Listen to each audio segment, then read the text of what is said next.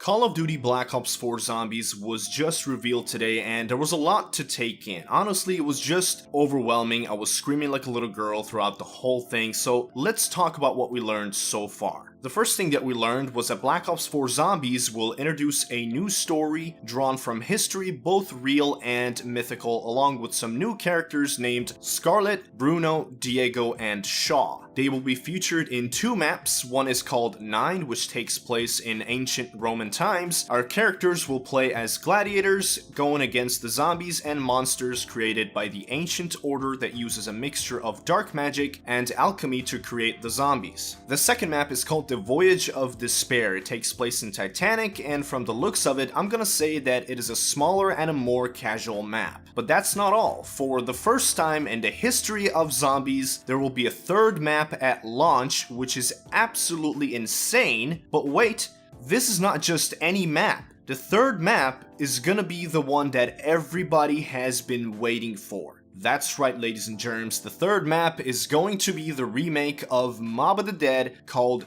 Blood of the Dead, and it'll feature our 4 original characters. Now that we have talked about the maps, let's talk about some of the other stuff that we learned. Treyarch implemented a lot of new mechanics into the Zombies mode, so let's just go through them one by one. Number 1 is custom mutations. Here's how Jason Blundell described it, and I quote, "Over 100 different customizable options that will allow you to play the game your way, changing the fundamental rules and systems of the gameplay experience. Things like zombie speed, health, trainability, type, player damage, mystery box functionality, and much more." So this is really ambitious. I will go in depth about this in another video because there's a lot to talk about, but I'm just curious about how this will affect public matches, because on solo it would be fine, but on public matches I'm not sure how that'll work. And also, how is this gonna affect Easter eggs? Are they gonna allow you to slow down the zombies and increase your health and things like that to make it easier to do Easter eggs, or are they just gonna have one default setting and if you want to do the Easter egg, you wouldn't be able to customize? I don't know, it'll be interesting to see how that'll work out. Let's move on to number 2, which is Black Ops Authenticity Stamp System. Jason Blundell described it as, and I quote, "This will give players a shareable code stating exactly what was achieved and with what options. This will help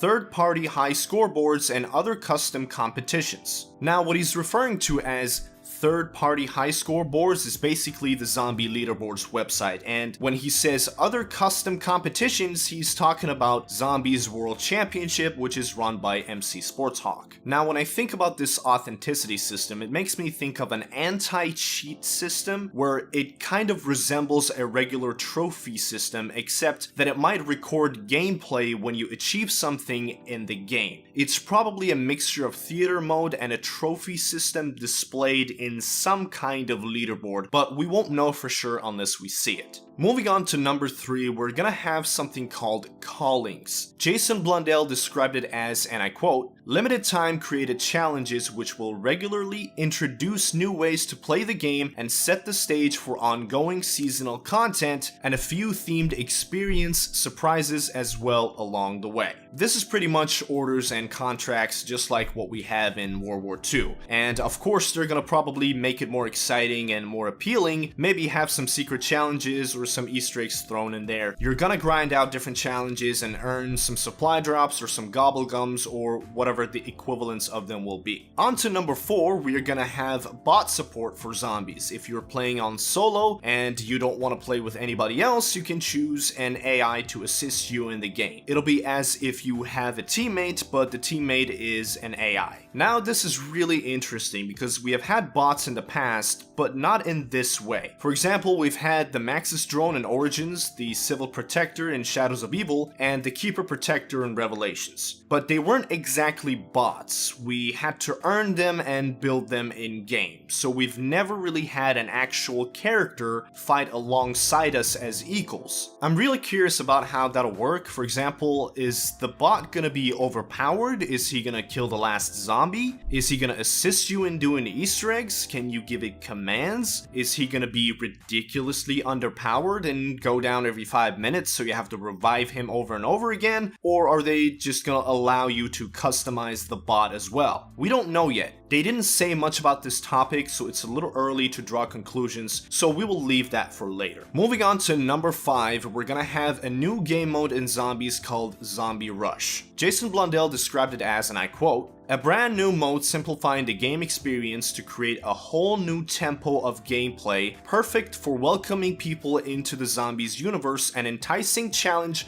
for grizzled veterans alike." Okay, that doesn't really tell us anything.